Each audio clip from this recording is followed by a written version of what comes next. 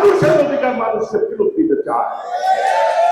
একমাত্র জিয়া পরিবারের মাধ্যমে বাংলাদেশের সকল বিজয় অর্জন করেছে এই দেশের জনগণ। আমাদের খালেদা জিয়া শহীদ রাষ্ট্রপতি জিয়াউর রহমানের শাহাদত বরণের পর নেতৃত্ব দিয়েছেন দেশের বেগম খালেদা জিয়া। তিনি 9 বছর আন্দোলন করে এই দেশে গণতন্ত্র প্রতিষ্ঠা করেছেন এবং দেশ নায়ক তারেক রহমান পরবর্তীতে নেতৃত্ব দিয়ে 24-এর আন্দোলন করে সফল হয়েছে।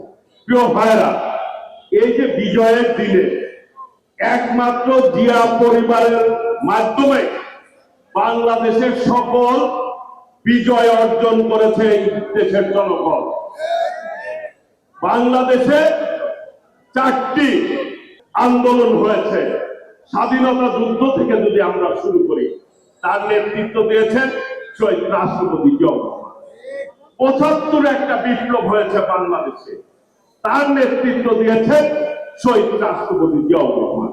সিপাহী জনতার বিপ্লবের মধ্য দিয়ে বিএনপি প্রতিষ্ঠিত হয়েছে। একমাত্র স্মার্ট সিটি বসুন্ধরা, আধুনিকতায় এক ধাপ এগিয়ে। 91 আন্দোলন হয়েছে, এই দেশের মানুষ ঐক্যবদ্ধ হয়েছিল, তার নেতৃত্ব দিয়েছেন দেশ নেত্রী বেগম খালেদা জিয়া।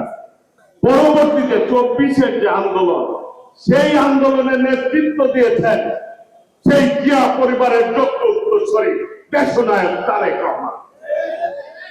প্রত্যেকটা আন্দোলনের বিজয়ের পিছনে মূল ভূমিকা পালন করেছে শহীদ রাষ্ট্রপতি জিয়াউর রহমানের পরিবার আর বিএনপি মূল কৃতিত্বের দাবিদার। প্রিয় ভাইয়েরা, এটাই বাস্তবতা।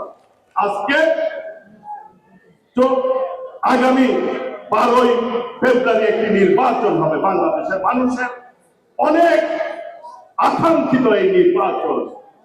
মানুষ 14 সালে ভোট দিতে পারে নাই, মানুষ 18 সালে ভোট দিতে পারে নাই, মানুষ 24 সালে ভোট দিতে পারে নাই, তার পছন্দ মতো সরকার গঠন করতে পারে নাই, মানুষ তার অধিকার ফিরত পায় নাই।